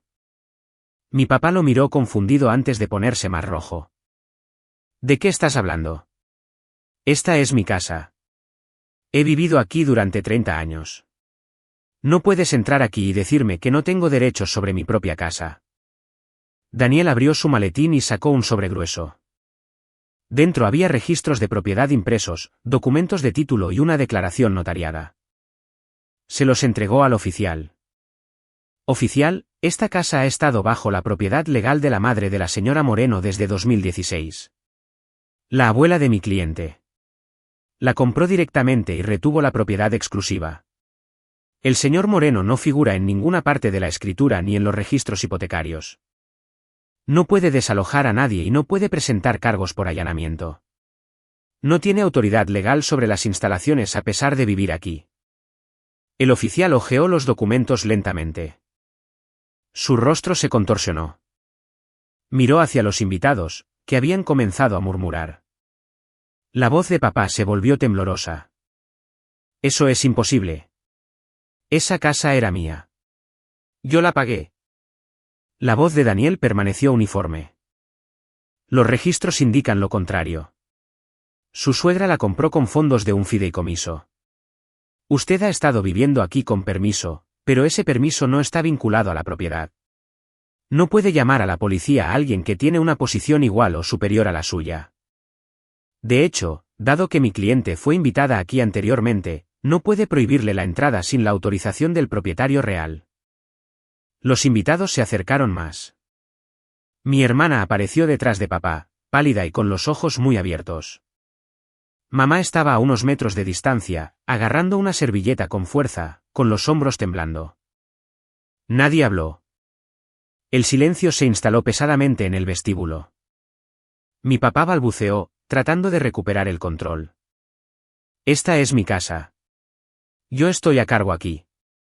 Y ella no puede entrar en mi casa y humillarme. Daniel dijo, respetuosamente, señor, esta no es su casa. Y cualquier humillación que esté ocurriendo es el resultado de su propia mala interpretación de la ley. Mi papá pareció como si alguien lo hubiera abofeteado. Su boca se abrió, luego se cerró, luego se abrió de nuevo sin sonido. El oficial devolvió los papeles. Señor Moreno, no puede presentar una denuncia por allanamiento en una propiedad que no posee legalmente. No podemos proceder con su solicitud. Mi papá retrocedió, con la respiración entrecortada. Su corbata colgaba torcida. Sus mejillas estaban manchadas. Nunca lo había visto tan pequeño en su propia puerta. Uno de los oficiales se dirigió a Daniel. Mencionó un segundo asunto con respecto a su presencia. Daniel asintió y sacó un segundo sobre de su maletín. Sí, oficial. Además de responder a la acusación infundada, estamos aquí para entregar una demanda civil por robo de propiedad intelectual. Mi cliente está demandando a la señora Carolina Moreno por apropiación indebida de investigación patentada, incluidos los intentos de presentar material patentado como propio en entornos corporativos. El jadeo de la habitación fue instantáneo. Mi hermana se congeló. Su boca se abrió, su rostro se drenó de color mientras el oficial se acercaba a ella. Me miró con una mezcla de miedo e incredulidad. Elisa, no lo harías. No puedes. Somos familia. Sentí que las palabras se asentaban en el aire, pesadas de ironía. Daniel le entregó los documentos al oficial y luego repitió para mayor claridad. Mi cliente está presentando cargos civiles. Estos documentos notifican formalmente a la señora Moreno de un litigio pendiente. Esto incluye evidencia de grabaciones, marcas de tiempo, registros de patentes y sus intentos documentados de reclamar la propiedad de la tecnología en cuestión. El oficial se acercó a mi hermana y dijo su nombre. Ella dio un pequeño paso hacia atrás, pero no había a dónde ir. La gente se apartó a su alrededor, con los ojos fijos en la escena que se desarrollaba. El oficial le puso los papeles suavemente en las manos. Ella los miró como si la estuvieran quemando. Mi papá se abalanzó hacia adelante. No puedes entregar papeles en mi casa. No puedes hacer esto frente a mis invitados. Esto es inaceptable. Daniel lo miró con calma y precisión. Legalmente hablando, señor, esta no es su casa. Y sí, podemos. Mi papá hizo un sonido de ahogo, como si se hubiera tragado algo duro. Se volvió hacia mamá, con la voz quebrada. ¿Sabías de esto? ¿Sabías que tu madre todavía era dueña de esta casa? Pero la pregunta salió débil, casi infantil. Los labios de mamá se separaron, pero no salieron palabras. Mi hermana agarró los papeles con dedos temblorosos. Me miró como si me viera claramente por primera vez en su vida. Su voz era apenas un susurro. ¿Realmente lo hiciste? Dije, te di 3 años para hacer lo correcto. Elegiste no hacerlo. El vestíbulo volvió a quedar en silencio. Completamente en silencio. Incluso los invitados que habían estado susurrando momentos antes dejaron de respirar audiblemente. El único sonido en toda la casa era el débil tic-tac del reloj antiguo en el pasillo. Papá se quedó congelado. Mi hermana parecía destrozada. Mamá se cubrió la boca con la mano. Uno de los oficiales carraspeó. Consideramos este asunto resuelto en el lado penal. No hay allanamiento. No hay motivos para la expulsión. Presentaremos nuestro informe en consecuencia. Daniel asintió. Gracias, oficiales. Las rodillas de papá se debilitaron y se agarró al borde de la mesa de la entrada como si la habitación se hubiera inclinado bajo sus pies.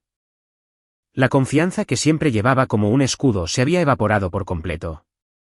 Todo lo que había gritado antes ahora colgaba pesado en el aire, expuesto y vergonzoso. Nadie habló. Nadie se movió. El silencio era tan espeso que parecía tener su propia gravedad. Y de pie en medio de ese silencio, me di cuenta de algo. La verdad no necesita gritar para cambiar una habitación. A veces solo tiene que ser dicha una vez. Los oficiales se fueron primero, volviendo a la noche fría. Daniel comenzó a guardar sus documentos. Me quedé quieta un momento más, observando los rostros a mi alrededor, las expresiones cambiando de juicio a confusión a algo más cercano a la incredulidad. Y luego la casa se quedó completamente en silencio. Un silencio tan denso que parecía que el propio aire contenía la respiración. Me di la vuelta y salí a la noche, dejando que la puerta se cerrara suavemente detrás de mí. El aire frío de la noche me siguió hasta mi coche, deslizándose bajo mi abrigo y asentándose contra mi piel como una segunda verdad silenciosa. No miré hacia atrás a la casa. No lo necesitaba.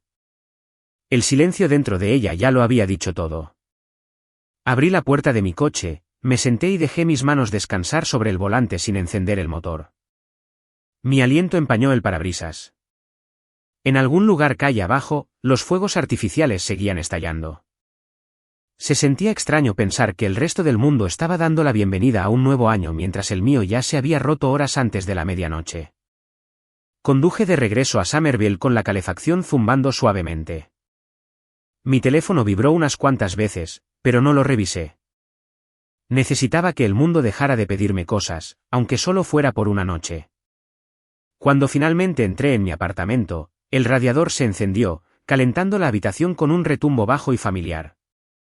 Colgué mi abrigo en el respaldo de la silla, apagué todas las luces excepto una lámpara y me senté en el borde de la cama. El agotamiento me golpeó en una ola lenta. Me recosté sin cambiarme de ropa y cerré los ojos. Me desperté con la luz del día entrando por las persianas. Mi teléfono vibraba una y otra vez. El reloj marcaba las 9:30 de la mañana. Por un momento no pude recordar qué día era. Luego todo volvió en un destello agudo. Día de Año Nuevo. El artículo. La demanda. La policía en la casa. Mi papá gritando. Mi hermana sosteniendo los papeles legales con manos temblorosas. Mi pecho se apretó. Alcancé el teléfono. Las notificaciones llenaban la pantalla. Llamadas perdidas. Correos electrónicos. Un mensaje de Daniel pidiéndome que llamara cuando estuviera lista. Un mensaje del Dr. Martínez diciendo que había leído el artículo y que todo su equipo en el instituto estaba orgulloso de mí. Y docenas de alertas de medios de comunicación que volvían a publicar o discutían el reportaje. Me senté lentamente. Estaba sucediendo. La verdad estaba ahí fuera y no iba a volver a la caja. Alrededor de las 10:30 recibí mi primera llamada de un número desconocido. Dudé, luego respondí. Aquí Linda de la Radiodifusión Pública de Fairfield. Estamos cubriendo la historia en desarrollo sobre la familia Moreno y la disputa de propiedad intelectual. ¿Le gustaría hacer algún comentario? Dije no, gracias y colgué. Las llamadas siguieron llegando. Periodistas. Analistas. Gente de empresas de biotecnología. Incluso alguien de un programa de entrevistas. Los ignoré a todos. No estaba lista para dejar que el mundo se convirtiera en parte de esto. Todavía no.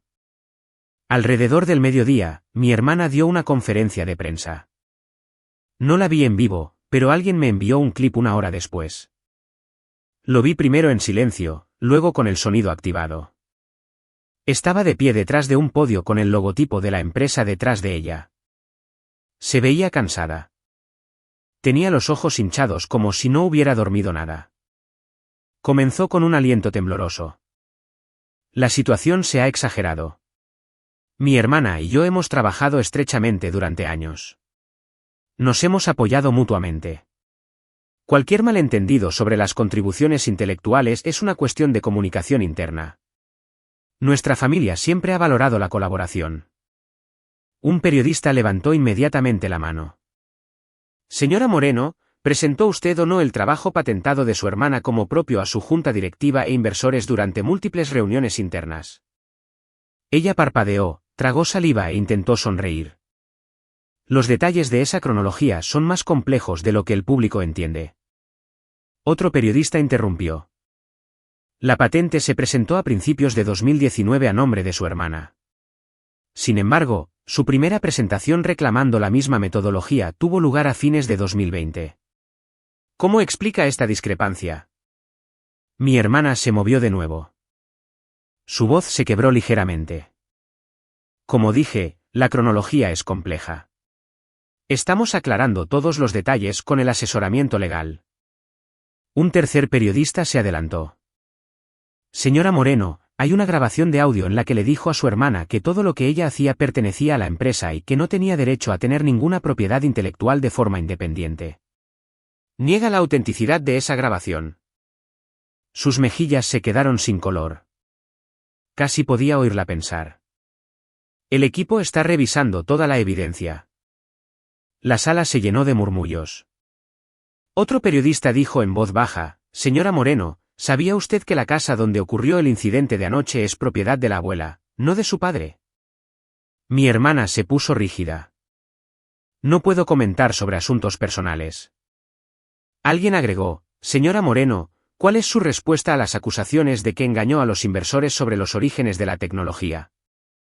Cerró los ojos por un momento y luego terminó abruptamente la conferencia. El clip se cortó allí. Dejé caer el teléfono sobre el cojín del sofá. Sentí un extraño dolor en el pecho, no satisfacción, no victoria, sino algo más complicado. Durante tanto tiempo, el mundo había creído que ella era la talentosa, la brillante, la heredera natural del legado de nuestra familia. Había pasado años encogiéndome para caber en el espacio que me dejaban. Ahora el mundo le hacía preguntas que no podía responder. No era venganza, no exactamente. Era simplemente la verdad poniéndose al día. Esa tarde, la Junta Directiva de Diagnósticos Moreno anunció una suspensión temporal del rol de liderazgo de mi hermana pendiente de una investigación interna. Las acciones cayeron. Un importante contrato hospitalario por valor de $15 millones fue congelado. Surgió un artículo de una revista médica que cuestionaba la precisión de las afirmaciones anteriores de la empresa. Por la noche, recibí un correo electrónico de un empleado que había conocido años antes. Dijo que temía por el futuro de la empresa porque la gente dependía de esos trabajos para mantener a sus familias. Su mensaje terminaba con, por favor, si hay algo que puedas hacer, por favor ayuda. Me quedé pensando en eso durante mucho tiempo. No quería que nadie perdiera su sustento por las decisiones que tomó mi familia. Pero la verdad tenía consecuencias. Las consecuencias no discuten. No negocian. Llegan cuando están listas. A la mañana siguiente, caminé a la cafetería cerca de mi apartamento.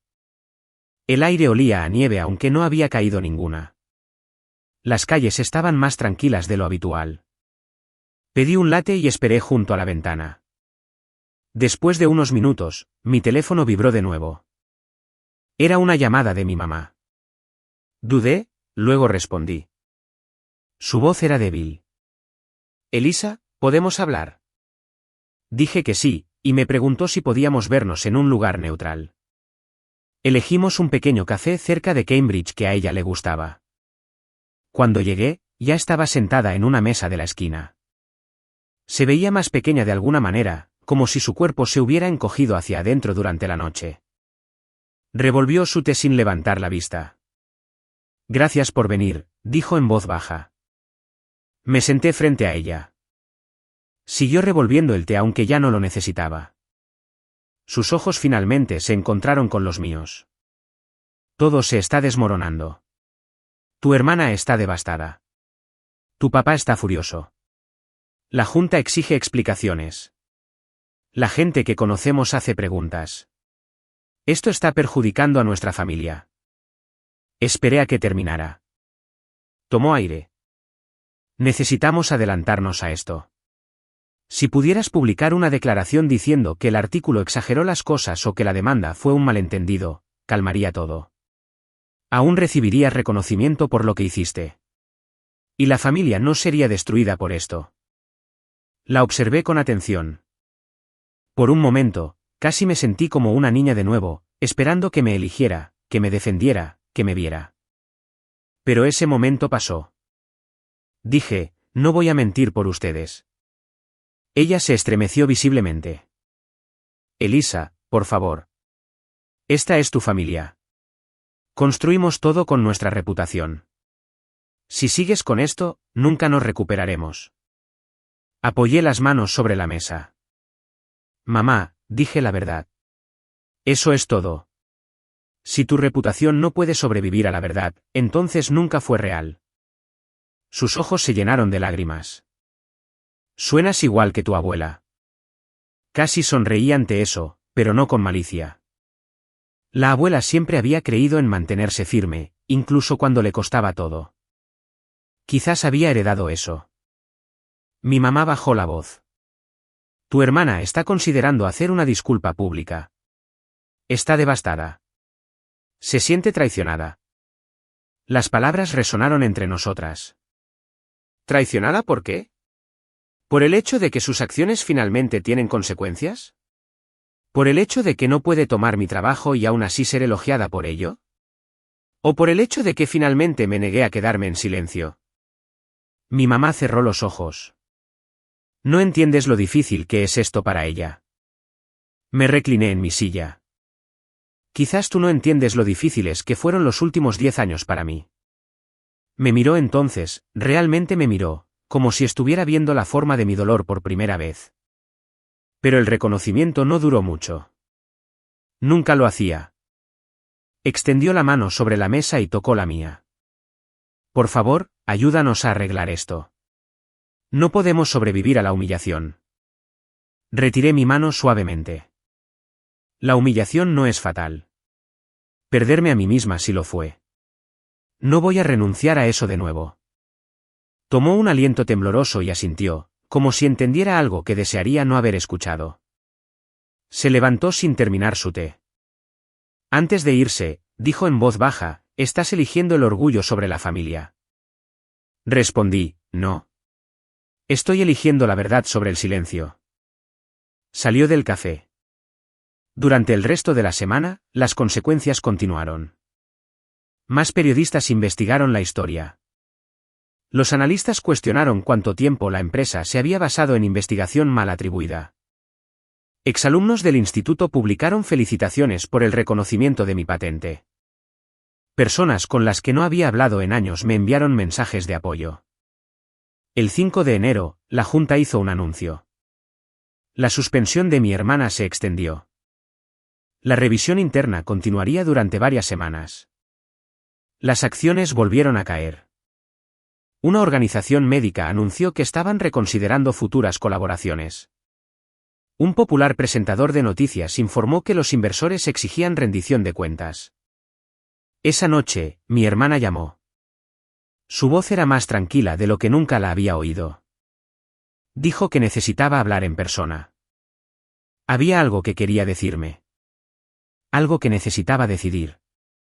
Le dije que lo pensaría. Después de colgar, caminé hacia la ventana de mi apartamento. Las luces de la ciudad parpadeaban como pensamientos inquietos. El aire afuera estaba frío, pero dentro de la habitación sentí una extraña calma. Por primera vez en mi vida, mi familia no decidía la narrativa. El mundo ya no me veía a través de su lente. Me estaban viendo como era. Y la verdad, una vez dicha, estaba haciendo exactamente lo que hace la verdad. Se estaba moviendo. Estaba funcionando. Estaba remodelando todo a su paso. Sabía que la historia no había terminado. Mi hermana no había terminado. Mi familia no había terminado. Habría más conversaciones, más consecuencias, más decisiones que tomar. Pero por primera vez, me sentí firme. Incluso esperanzada. Me quedé junto a la ventana esa noche, observando las luces de Boston parpadear contra el cielo invernal, preguntándome cuántos años había pasado tratando de pertenecer a personas que nunca se preguntaron si me pertenecían a mí. El pensamiento fue silencioso pero agudo, como un hilo que se libera. Lo dejé asentarse. Por primera vez en mi vida, el mundo se sentía más grande que las paredes que mi familia construyó a mi alrededor. La mañana siguiente trajo una especie de quietud que no había sentido en años. Me desperté sin temor. Hice café sin prisa. La ciudad afuera estaba lenta y suave bajo una capa de luz pálida. Cuando revisé mi teléfono, vi un mensaje de voz de mi hermana. Su voz sonaba desgastada, casi frágil. Dijo que quería vernos. Dijo que necesitaba hablar en persona. Dijo que quería disculparse. No respondí de inmediato. Caminé por mi apartamento con el mensaje resonando en mi mente. Un año antes, habría saltado ante la oportunidad. Un año antes, habría llevado la esperanza como un peso, creyendo que si me comportaba perfectamente, si explicaba con cuidado, si me suavizaba lo suficiente, tal vez me verían. Tal vez me elegirían. Pero las cosas son diferentes ahora. La verdad había entrado en la habitación y se negaba a irse. Y una vez que la verdad respira, nada vuelve a ser como era. Finalmente nos reunimos en un pequeño parque cerca del río Charles, el que tiene los bancos largos que miran al agua. Mi hermana estaba esperando junto a la barandilla. Llevaba un abrigo largo y su aliento empañaba el aire en ráfagas cortas. Cuando se volvió hacia mí, no se parecía en nada a la mujer que había aplaudido cuando mi papá me echó. Tenía los ojos rojos y cansados. Por una vez, no había audiencia, ni postura, ni actuación. Dijo, «Gracias por venir», y su voz se quebró en la primera palabra. Me senté en el banco. Ella se sentó a mi lado, dejando una distancia educada. Durante mucho tiempo no dijo nada. Luego, las palabras se derramaron. Leí todo. Los archivos de la patente. Los correos electrónicos. Las marcas de tiempo. Las grabaciones. No quería creerlo. Seguía pensando que tenía que haber alguna otra explicación, algo que me hiciera parecer menos la villana en la vida de mi propia hermana. Pero no la hay. Te hice esto. Te robé. Te borré. Y me permití creer que estaba bien porque compartimos un apellido. Sus manos temblaban mientras se las frotaba para calentarse. Siempre fuiste buena en las cosas con las que yo luchaba. Veías conexiones que nadie más veía. Creabas cosas que hacían que la gente se detuviera. Estaba celosa.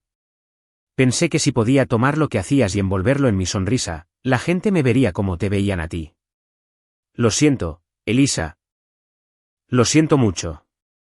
La disculpa quedó suspendida en el aire, fría y frágil. Escuché en silencio. Ella esperó. Finalmente dije, aprecio tu disculpa. Realmente la aprecio.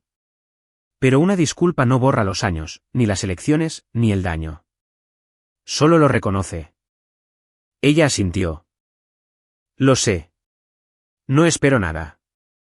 Solo necesitaba decirlo. Nos quedamos sentadas allí un rato, dos mujeres al borde de un río, tratando de entender la forma de una herida. Finalmente, me dijo que planeaba renunciar por completo. Dijo que la Junta estaba preparando una declaración. Dijo que haría la suya propia. Quería asumir sus elecciones públicamente, no porque el mundo lo exigiera, sino porque no podía vivir consigo misma de otra manera. Cuando se levantó para irse, se detuvo. Merecías algo mejor que nosotros. Espero que la vida te dé tanto espacio como tú le das. La vi alejarse. No sentí triunfo ni satisfacción. Lo que sentí fue un dolor suave, del tipo que sientes cuando algo finalmente se rompe y comienza a sanar. Los meses siguientes pasaron rápidamente. Para febrero, mi trabajo había atraído la atención de un hospital de investigación en Baltimore. Querían colaborar en un programa de diagnóstico utilizando modelos de detección en etapas tempranas. Las reuniones eran largas pero energizantes. Por primera vez, sentí que la gente me hablaba a mí, no a mi alrededor, no a través de mí, sino directamente a mí. ¿Me veían? No quien se suponía que debía ser para mi familia, sino quien realmente era. Para la primavera, lancé mi propia empresa desde un loft renovado en Cambridge.